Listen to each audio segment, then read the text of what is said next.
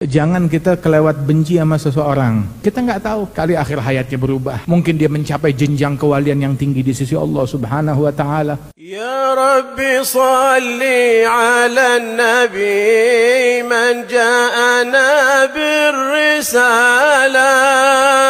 Taha Muhammad wa alihi man kallamatul ghazala.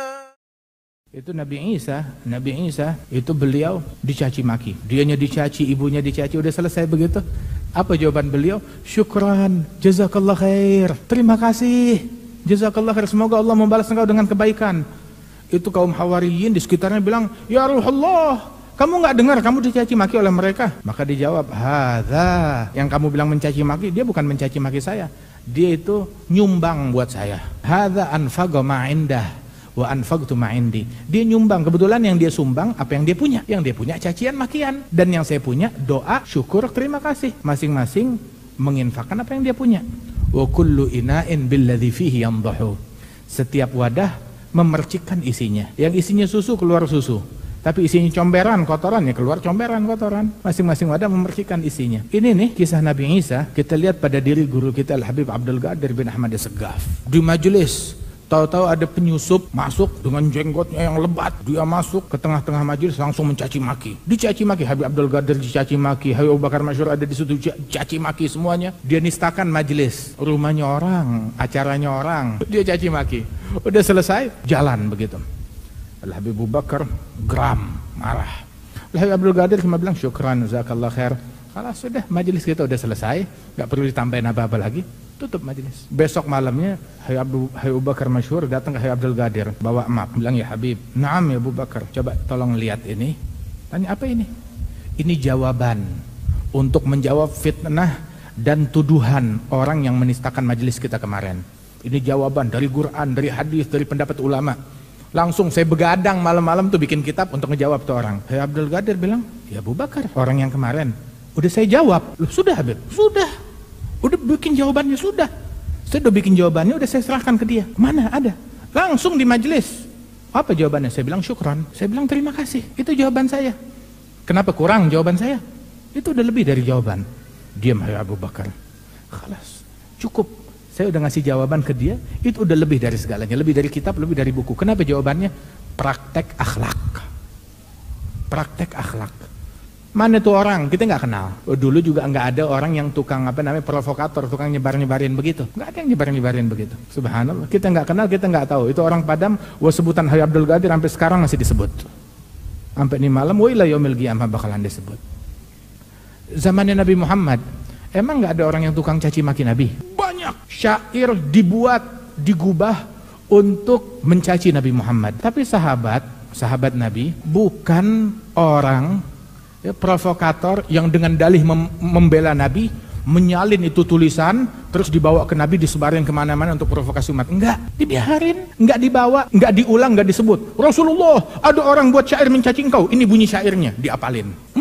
Enggak dibawa. Yang ada sekarang syair memuji Nabi Muhammad. Ada syair cacian terhadap Nabi enggak? Enggak ada, hilang dengan sendirinya. Maka nalillah bag, sesuatu yang untuk Allah langgeng abadi, yang bukan untuk Allah sehari 2 hari, seminggu 2 minggu, sebulan 2 bulan. Ambil deh waktunya yang ditentukan oleh Allah Ta'ala, terus habis. Hari kiamat jadi penyesalan. Penyesalan pertama tahu kapan?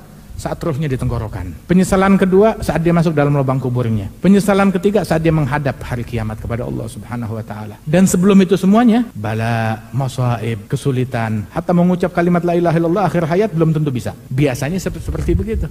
Waliyadzubillah. Dah, biarin. Sibuk sama kesibukan kita. Kesibukan kita bukan nukil omongan orang. Sibukan kita bukan buka medsos. Buka medsos sudah berkali-kali. Saya udah teliti medsos yang ini. Saya udah teliti medsos yang ini. Saya udah buka omongan yang ini, omongan fulan. Omongan Allah udah dibuka belum? Kalamullah belum dibuka. Kalamun Nabi belum dibuka. Sibuk sama omongannya orang. Tinggalin. Da'in nas. Ya galbi yaquluna ma badalahum. Wa tazik billah rabbil khalaqi. Biarin orang ngomong semaunya. Kita jangan dengerin omongan orang. Tinggalin omongan orang, sibuk dengan kalamullah. Ini yang kita lihat pada diri guru-guru kita. Al-Habib Umar bilang, kalau dari awal kita terpengaruh sama omongan orang, Darul Mustafa nggak bakalan berdiri, majelis muassalah nggak bakalan berdiri, kegiatan nih apa yang kita lihat nih nggak bakalan berjalan. Kalau dari awal kita dengerin omongan orang, Yang ngembosin kita, oh, udah deh nggak jadi deh karena omongan ini, karena omongan itu. Tinggalin omongan orang.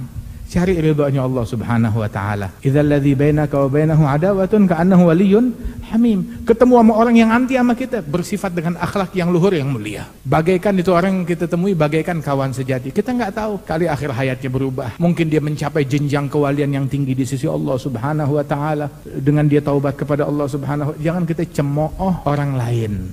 Subhanallah, makanya dibilang tuh, jangan kita kelewat benci sama seseorang. Jangan-jangan orang yang kita benci satu saat bakal menjadi kawan dekat kita. Jangan kita kelewat cinta sama seseorang. Jangan-jangan orang yang kita cinta tahu-tahu bakal jadi musuh bebuyutan kita. Apa yang dijalin karena dunia bakalan fana, bakalan habis. Tapi hubungan yang dijalin karena Allah bakalan langgeng, bakalan abadi. Wali Songo di Indonesia nggak ada yang tukang caci mereka. Banyak tukang caci maki mereka di zaman mereka dulu. Mana pencacinya? Mana kuburannya? Diziarahin orang. Jangankan diziarahin, kuburannya nggak, atau mungkin udah jadi jalan tol sekarang. Wali Songo lihat kuburannya tuh di mana-mana. Diziarahi orang. Nggak pernah sepi. Kapan makam Sunan Ampel sepi? Kapan makam Sunan Bonang sepi? Kapan makamnya Maulana Malik Ibrahim sepi? Nggak ada sepinya. Subhanallah. Pencacinya mereka mana? Habis. Pencacinya Nabi Muhammad mana? Habis. Pencacinya Imam Ali Zainal Abidin, Imam Al-Husain, mana pencaci? Enggak ada, udah habis semuanya. Tapi mereka tetap dikenang, diziarahin oleh orang banyak. Wah, kata. Jangan kita menoleh kepada mereka, jangan terpengaruh sama pujian orang, jangan terpengaruh sama dengan cemoohannya orang. Ini yang kita lihat pada diri guru-guru kita radhiyallahu anhum ajma'in. Mudah-mudahan kita bisa jalan di jalannya mereka, kita menempuh jalannya mereka, jalan kesucian, jalan keselamatan, jalan kebersihan hati. Amin ya rabbal alamin.